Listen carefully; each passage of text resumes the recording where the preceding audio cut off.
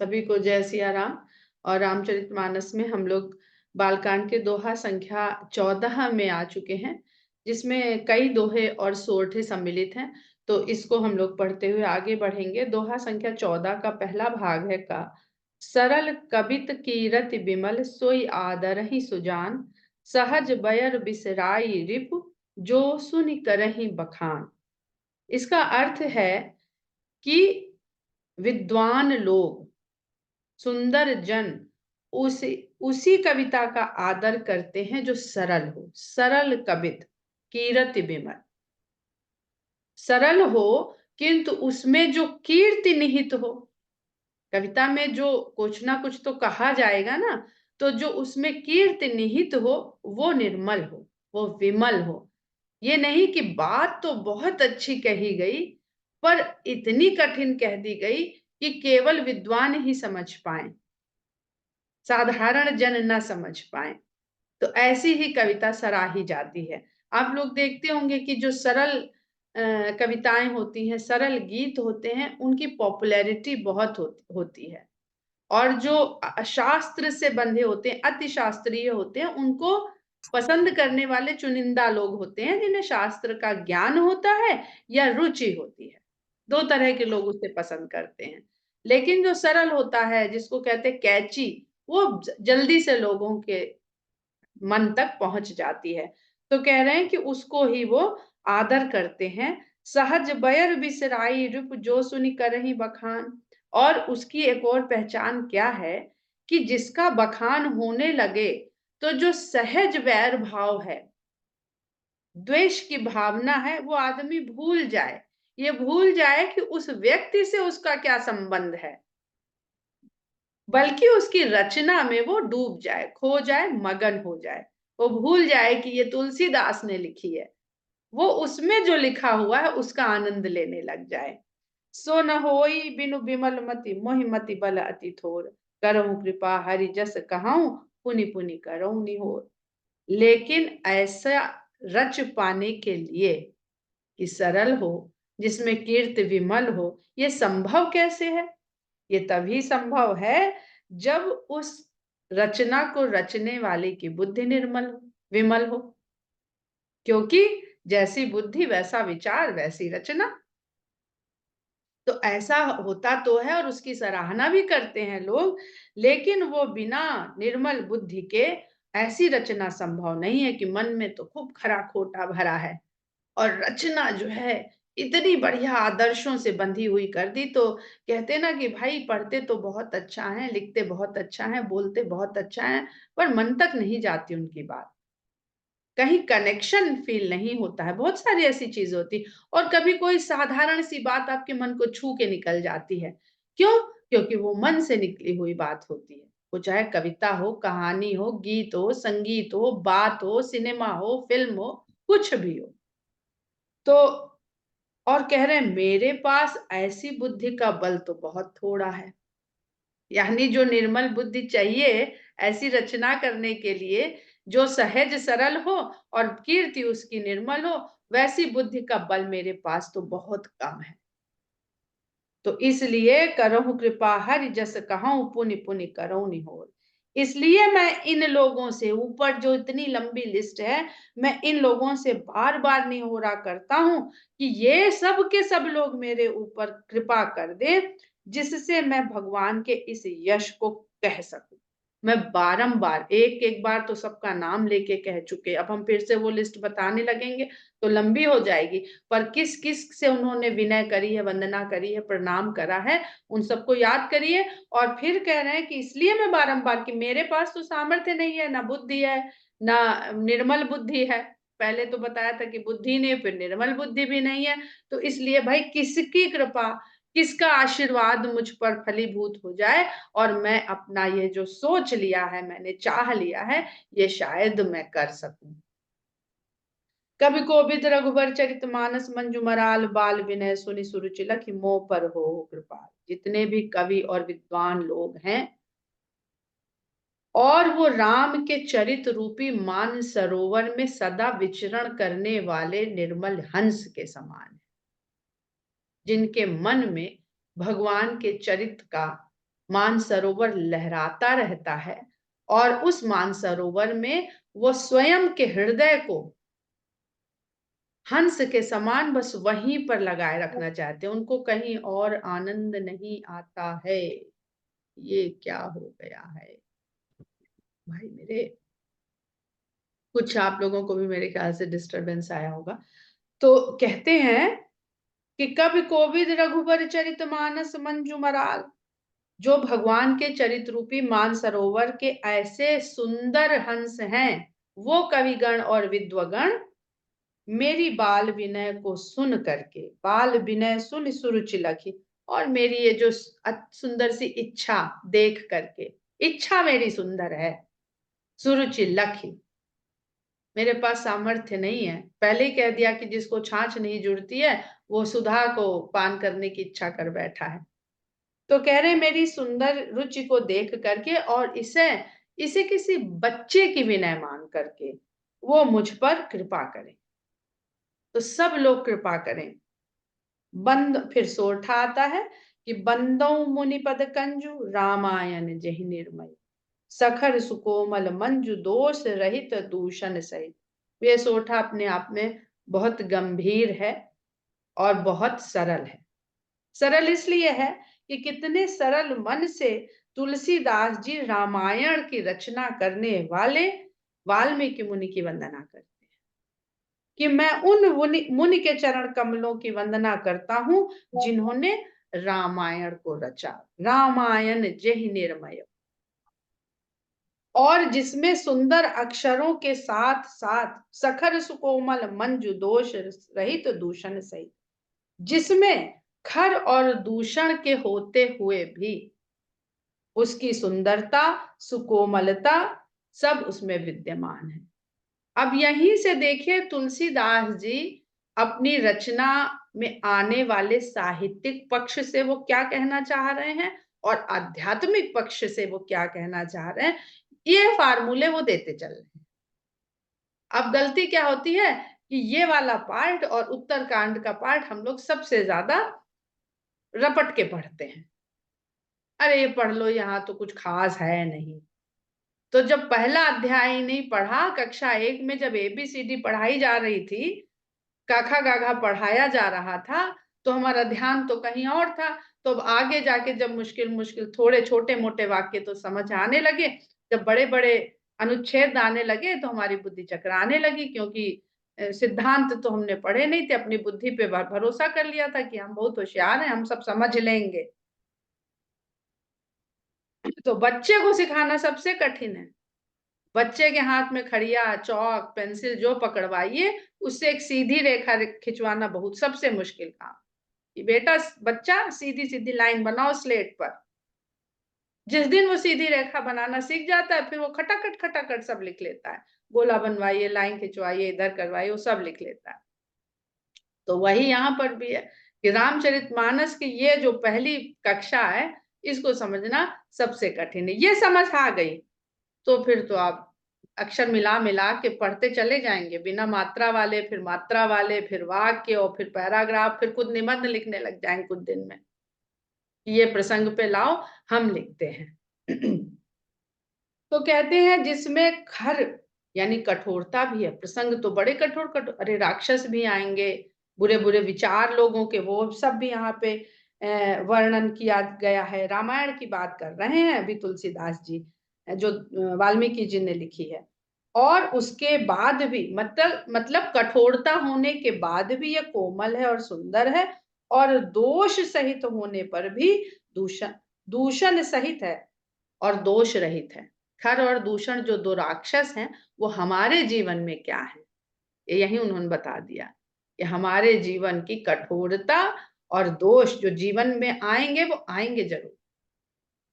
उसके बाद भी अगर राम, धनुर्धारी राम सहायक रहेंगे, तो ये कठोरता, कोमलता में कठोरता को नष्ट कर देंगे और दोषों को नष्ट कर देंगे, और उसके बाद बचेगा क्या? सुंदरता, कोमलता। तो खर दूषण का ही वध राम ने उस सेना का सामना अकेले किया। ये हम लोग वहां समझेंगे जब अरण्य कांड में पहुंचेंगे। बंदौ चार्यु वेद भव बारिद बोहित सरिस जिन्हि न सपने खेद बरनद रघुबर बिसद। आप कहते हैं कि उसके पश्चात मैं चारों वेदों की वंदना करता हूं जो इस भव सागर रूपी संसार में जहाज के समान है। देखिए कहां कहां से मैं पढ़ के सुन के जान के मैं प्रसंग ले पा रहा हूं, उन सब का वर्णन करे दे रहे हैं कि वाल्मीकि की रामायण, चारों वेद, और उन वेदों का वंदना कर रहे हैं तो गोस्वामी जी जो राम के निर्मल यश का वर्णन करने में कभी खेद प्रकट नहीं करते, यानी कभी थकते नहीं है। इतना लिखने के बाद भी नेति नेति कह के खुद ही रुक जाते हैं। इसलिए नहीं रुक जाते हैं कि भाई अब पूरा हो गया और हम थक गए, कितना वर्णन करें, जिसका जो अनंत है उसका कहां तक बखान करें, इसलिए अब हम बंद करते नहीं। वो कहते हैं जितना हम कर सकते थे कर चुके हैं और इतना ही नहीं है। इसीलिए तो आज तक ये वर्णन चला आ रहा है। हर व्यक्ति अगर वेद कह देते कि इति, तो बस हम लोग पढ़ते और संपूर्ण ज्ञान प्राप्त करते, पर उसी ने नेति कह दिया तो ये सिलसिला तो अनंत काल तक चलता रहेगा। बंदौ विधि पद रेणु भव सागर जहि कीन है जहां संत सुधा ससिधेनु प्रगटे खल बिसुबारनी। फिर मैं ब्रह्मा जी के चरण धूल की वंदना करता हूं जिन्होंने इस भव सागर का निर्माण किया है, इस संसार को बना दिया है, ऐसा संसार बना दिया है जहां संत भी है, अमृत भी है, चंद्रमा भी है, गाय भी है, तो उसके साथ साथ दुष्ट भी है, विष भी है और मदिरा भी। क्यों? क्योंकि ब्रह्म के भीतर सब कुछ व्याप्त है और ब्रह्मा जी जो ले रहे हैं परम तत्व से तत्व लेकर के सृष्टि की रचना कर रहे हैं, तो परम तत्व से हर तत्व लेकर के ही वो रचना रच पा रहे हैं। इसीलिए निर्गुण हमने पहले भी बताया था कि ईश्वर को निर्गुण इसलिए भी कहते हैं क्योंकि उसके भीतर सभी गुणों का समावेश है, अच्छे और बुरे, लेकिन उन अच्छे और बुरे गुणों से वो परे रहता है, इसलिए वो निर्गुण है। ऐसा नहीं है कि उसके भीतर कोई गुण नहीं है, वो गुणहीन है। हम लोग जब रच दिए जाते हैं तो हम पर गुण का प्रभाव हो जाता है। अच्छे गुण आ जाते हैं तो हम अच्छे बन जाते हैं, बुरे गुण आ जाते हैं तो हम बुरे बन जाते हैं। अच्छे गुणों वाले जीन्स के माता पिता मिल जाते हैं, पूर्वजों के मिल जाते हैं तो हम अच्छे बन जाते हैं। संगत अच्छी मिल जाती है तो हम अच्छे बन जाते हैं। इसी तरह से हम अच्छे और बुरे के रूप में अपने आप को सदा पाते हैं, लेकिन भगवान में सारे अच्छे और बुरे गुण विद्यमान होकर भी वह उन गुणों से सदा परे रहते हैं। विबुध विप्र बुध ग्रह चरण बंदी कहूं कर जोरी होई प्रसन्न पुरवहु सकल मंजू पुरत। फिर मैं सभी देवताओं की, अब ब्रह्मा जी बने तो ब्रह्मा जी के बाद फिर देवी देवता बने, सभी देवताओं की, ब्राह्मणों की, विद्वानों की, बुद्धिमानों की और सभी ग्रहों की रचने लगी, रचना होने लगी। सबकी चरण वंदना हाथ जोड़ करके करता हूं कि सभी लोग मुझ पर प्रसन्न हो। मतलब आप किसी को मानो कि इनका प्रभाव होता है तो ठीक, न मानो कि इनका प्रभाव होता है, भाई ग्रह का प्रभाव कोई मानता है कोई नहीं मानता है, तो भी प्रणाम करते चल रहे हैं कि सब लोग प्रसन्न होइए, होई प्रसन्न पुरवहु सकल मंजू मनोरथ मोर। मेरे इस सुंदर मनोरथ को पूरा हो, सभी सुंदर मनोरथ मेरे, सकल मंजू मनोरथ, मेरे सभी सुंदर मनोरथ पूरे हों। आप लोग प्रसन्न होइए ताकि आपकी कृपा से मेरा ये मनोरथ पूरा हो। पुनि बंदौ सारद सुर सरिता जुगल पुनीत मनोहर चरिता मज्जन पान पाप हरे का कहत सुनते। ये चौपाई अपने आप में अद्भुत है, अद्भुत चौपाई है ये, क्योंकि हमें बार बार त्रिवेणी, बार बार प्रयागराज और बार बार संगम ये मिलेगा। तो अब यहीं पर तुलसीदास जी सारे वही जो हमने कहा ना सूत्र देते चल रहे हैं। कहते हैं कि पुनः इसके बाद मैं सरस्वती नदी और गंगा नदी की वंदना, और सरस्वती नदी को शारदा, जिसको हम ज्ञान की कला की विद्या की देवी कहते हैं, और गंगा जी तो कह रहे हैं जुगल पुनीत मनोहर चरिता। मैं इन दोनों नदियों को जो बड़े मनोहर चरित्र वाली हैं। इन दोनों पवित्र नदियों की वंदना करता हूं, जो एक खाली स्नान कर लेने से पाप हरती है और एक पान कर लेने से। कहत सुनत एक हर, एक को आप स्नान करिए, पान करिए तो पाप हरती है, और एक कहने सुनने से अविवेक को हर लेती है। अब इसको जरा सा समझ लेते हैं कि शारदा और सरस्वती विद्या की देवी रूपी नदी हैं, जो वाणी के रूप में, बार बार तुलसीदास जी ने उनको वाणी या गिरा कह करके संबोधित किया है। तो जो वाणी है उसको कहना और सुनना और फिर समझना पड़ेगा। और जो गंगा है वो जल के रूप में है, जिसमें डुबकी लगानी पड़े। तो ये इतना सुंदर तुलसीदास जी ने यहाँ पर सारा भाव कह दिया है कि यूं देखने में दोनों देवी हैं, एक ब्रह्मा जी की शक्ति हैं और एक शंकर भगवान के शीश पे विराजमान है। और राम कथा सुनाएगा कौन आगे? शंकर भगवान माता पार्वती को सुनाएंगे, जो उनकी प्रिया है। प्रिया तो वो हृदय स्थान पर है, पर राम की भक्ति को उन्होंने शीश पे धारण कर रखा। प्रिया हृदय के पास और भक्ति शीश पर। और भक्ति जब कथा के रूप में कहां से बाहर आई है? वाणी के रूप में। खूब हृदय में भक्ति है, जो विचार के रूप में, आहा, पार्वती जी ने पूछा तो मन में हृदय का प्रेम विचार बन के घुमड़ने लगा, मस्तिष्क में, बुद्धि में आ गया। पर आएगा क्या बाहर? पार्वती जी के कान तक पहुंचेगा क्या? जब तक उसको शंकर भगवान वाणी नहीं प्रदान कर। तो एक में तो वो सदा डूबे रहते हैं, सदा पान किया करते हैं। और वही बाहर जब आएगी तो हम लोगों के लिए, ये जीव के लिए है कि वो जो भक्ति रूपी गंगा शंकर भगवान की मुख से वाणी रूपी शारदा के रूप में, दो नदियों के रूप में प्रवाहित होएगी। अब इस पे विचार करिएगा आप लोग, फिर यमुना का ढूंढिएगा कि जब त्रिवेणी की बात आएगी तो ये यमुना उसमें क्या कर रही है। मज्जन पान पाप हरे का, कहत सुनत एक हर अविवेक। एक स्नान पान करने से पाप हरती है और एक केवल कहने सुनने से अविवेक को हर लेती। गुरु पितु मातु महेश भवानी, प्रणवो दीन बंधु दिन दान। फिर मैं महेश और भवानी को, उनको जो मेरे माता पिता और गुरु सब कुछ हैं, मैं उनको प्रणाम करता हूं। प्रणवो दीन बंधु दिन दानी, जो दीनों के बंधु हैं और दान के लिए दिन भर लगे रहते हैं। दीन बंधु दिन दानी, हर दिन दान करने के लिए तत्पर हैं। कोई कहे तो जाके उनसे, सेवक स्वामी सखासी अपी के, हित निरुपधि सब विधि तुलसी के। बहुत सुंदर चौपाई है ये वाली दूसरी, कि सेवक स्वामी सखासी अपी के, वो महेश जो सीता जी के प्रिय, सी अपी। कितने प्यारे प्यारे संबोधन और कितना प्रेम का भाव प्रकट करते हुए तुलसीदास जी लिख रहे हैं कि जो सीता जी के प्रिय के सेवक भी हैं, स्वामी भी हैं और सखा भी हैं। भक्त जो लोग कह देते ना, अरे तुलसीदास जी ने तो उनको, शंकर भगवान को रामचंद्र जी का भक्त बना बता दिया, उनसे छोटा बता दिया। इसी में तो नाराज हो गए थे वो जो हम लोगों ने कथा पढ़ी ना काकभूषुंडी के पुनर्जन्म की, इसी में नाराज हो गए थे।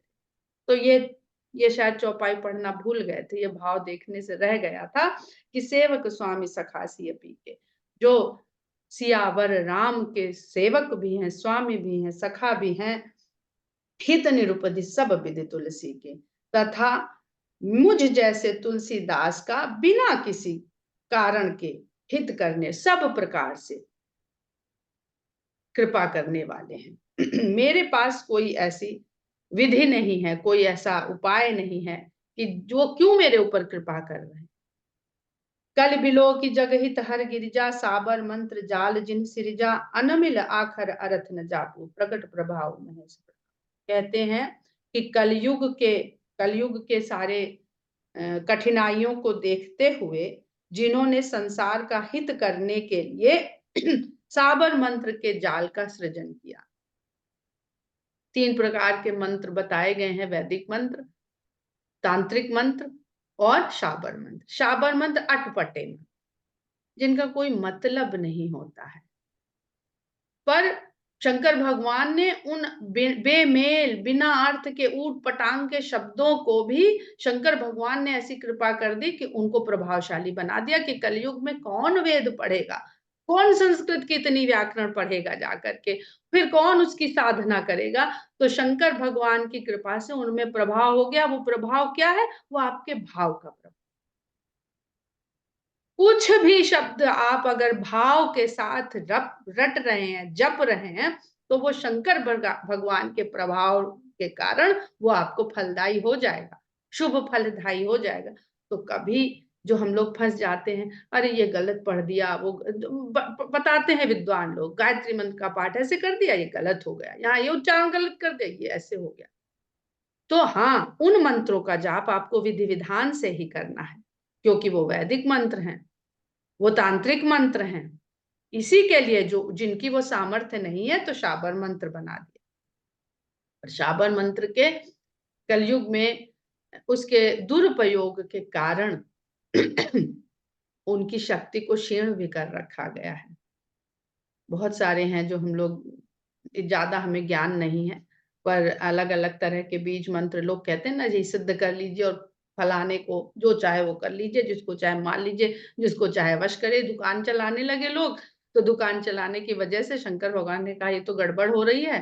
तो भाव होगा तो प्रभाव होगा। प्रभाव है, प्रभाव कहीं नहीं गया है। आपका भाव होगा, प्रभाव होगा। आपका भाव अगर वहां पर दूसरे का कल्याण करने का है, तो जो शंकर है वो दूसरे के अकल्याण में कभी मदद नहीं करेगा। वो मदद तभी करेगा जब आप कल्याणकारी भाव को प्राप्त। शंकर का अर्थ ही होता है कल्याण करने वाला। अनामिल आखर अरथ न जापू, प्रगट प्रभाव महेश प्रतापो, सो उमेश मोहि पर अनुकूला, करही कथा मुद। वो महेश मेरे ऊपर अनुकूल हो और करी कथा मुद मंगल मूला, और मेरे द्वारा कही जाने वाली इस कथा को आनंद का शुभकारी मूल बनाए। क्यों? क्योंकि जो ऐसे अटपटे बेमतलब के शब्दों को, अक्षरों को के समूह को प्रभाव दे सकते हैं, तो वही मेरी जैसी तैसी भी मैं लिख पाऊंगा, लिख दूंगा, तो शंकर भगवान की कृपा हो जाएगी, तो ये आनंददायी कथा हो जाएगी। इस समय बड़ा सुंदर याद आता है केवट के अटपटे बैन, जो रामचंद्र जी रीझ गए थे, उसके अटपटे से बहुत सुंदर चौपाई है वो, कि भगवान अटपटे बैन से भी रिझ जाते हैं, उन्हें नहीं चाहिए विद्वता आपकी। सुमिर शिवा शिव पाई पसाऊ, बरनऊ रामचरित चित जाओ। इस प्रकार में शिव और शिवा को याद करते हुए वर्णव रामचरित चित चाओ, अपने चित्त में चाव के साथ रामचरित वर्णन करने की, आरंभ करने का चेष्टा करता हूँ, शिव और शिवा का प्रसाद पा करके। देखिए यहाँ पर उन्होंने राम और रमा का और शिव और शिवा का वही सुंदर शब्द युग्म ले लिया, जो खुद अपने आप में बताता है कि शिव का विस्तार शिवा है, राम का विस्तार रमा है। बनित मोर शिव कृपा विभाति, शशि समाज मिल मनहु सिराती। उनकी कृपा से, शंकर जी की कृपा से मेरी जो रचना है वो ऐसे विभूषित हो जाएगी जैसे अंधेरी काली रात होती है, लेकिन जब उसमें तारा के साथ, बहुत सारे तारों के साथ चंद्रमा निकल आता है, तो वो रात भी सुंदर रात लगने लगती है। तो वैसे ही उनकी कृपा से मेरी ये रचना हो जाएगी। जे एहि कथहि स्नेह समेता, कहीं है सुनी है समुझ सचेता। अब यहाँ पे गहरी बात कह गए तुलसीदास जी, कि इसलिए जो लोग भी इस कथा को स्नेह के समेत और कहेंगे, सुनेंगे, समझेंगे सचेता, सचेत हो करके, ये नहीं कि अखंड रामायण हो रहा है, गद गद गद गा दिए, बढ़िया ढोलक बनीरा सब बज गया और चले गए, तो सुने तो पर समझे नहीं, कहे भी पर समझे नहीं, और सचेत तो हुए ही नहीं। तो खुद ही कह रहे हैं, जे यही कथहि स्नेह समेता, कही है ही सुनी है ही समुझ सचेता, होई है ही राम चरण अनुरागी। वो लोग राम के चरणों के अनुरागी हो जाएंगे कलिमल रहित सुमंगल भागी। और कलयुग में कितने भी मल भरे हुए हों, वो इन मलों से रहित रहेगा। उनका जीवन उनको, उनके मन को मैला नहीं कर पाएगा। हम लोग कलिमल को कुछ और ही समझ लेते हैं। तो कबीरदास जी का है ना कि मन मैला और तन को धोए, तो कौन से मल रहित हो जाएगा। आप लोग सब समझदार हैं, उसको ज्यादा हमें बताने की जरूरत नहीं है। तो कलिमल रहित सुमंगल भागी, और मंगल सूचक शुभ चीजों के भागीदारी हो जाएंगे। उनके भाग्य में सारे शुभ मंगल शुभ चीजें आ जाएंगी, और कलयुग का मल उनसे दूर हो जाएगा। सपने हु साचे हूँ मोहि पर जो हर गौरी पसाऊ, तो फुर हो जो कहे सब भाषा भनित प्रभाव। तो यदि गौरी और शंकर स्वप्न में भी मुझ पर सच में प्रसन्न हो, मतलब एक तो स्वप्न में, और स्वप्न में भी सच में हो प्रसन्न, सच में चाहे स्वप्न में ही हो, तो फिर हो जो कहूं सब भाग। तो मेरी जो रचना है उसका प्रभाव वैसा ही हो जाए तुरंत के तुरंत, जैसा मैं उनसे मांग रहा कह रहा। सपने हु साचे हूँ मोहि पर जो हर गौरी पसाऊ, तो फुर हो जो कहे सब भाषा भनिति प्रभाव। मेरी रचना की जो भाषा के ऊपर तो निर्भर है ना, कोई भी रचना, भाषा के बिना तो कोई रचना नहीं है। तो उसमें वह सब सत्य हो जाए जो मैंने चाहा है। वो क्या क्या चाहा है कि आनंद की मूल हो जाए, शुभ फल दायिनी हो जाए, राम के प्रति प्रेम जगाने वाली हो जाए, राम के चरणों में अनुराग उत्पन्न करने वाली हो जाए। उसके बाद तुलसीदास जी फिर रचना हो गई है, ब्रह्मा जी की रचना हो गई है। मतलब अब बहुत सारे ग्रह बन गए हैं, तो पृथ्वी की भी रचना हो ही गई है। वहां पर आ जाते हैं और कहते हैं बंदौ अवधपुरी अति पावनी, सरजू सरि कलि कलुष न सावनी, प्रणवौ पुर नर नारी बहोरी, ममता जिन्ह पर प्रभु ही न थोरी, सिय निंदक अघ ओग न साये, लोक बिशोक बनाई बसाए, बंदौ कौशल्या दिसि प्राची, कीरति जासु सकल जग। उसके बाद अयोध्यापुरी की वंदना करते हैं, अयोध्यापुरी के रहने वालों की वंदना करते हैं। और अयोध्या में भी जो ऐसे लोग रहते हैं जिन्होंने सीता माता पर दोष लगा दिया, सिय निंदक अघोग न साए, जिन्होंने सीता, किसी का नाम नहीं लिखा, सीता जी की निंदा करने वाले लोगों की भी वंदना करते हैं, जिनको भगवान ने लोक बिशोक बनाई बसाए, जिनको शोक रहित किया और अपने लोक में बसा दिया।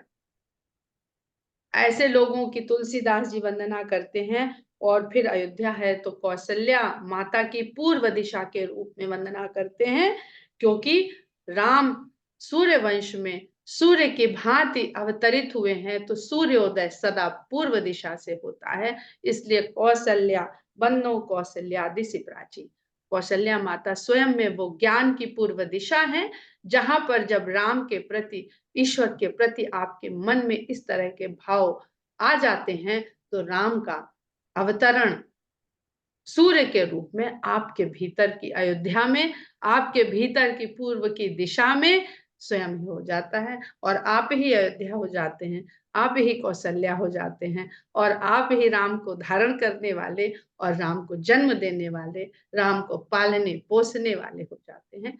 जय सिया राम। कल हम लोग दोहा संख्या 15 से आगे का अध्ययन करेंगे। जय सिया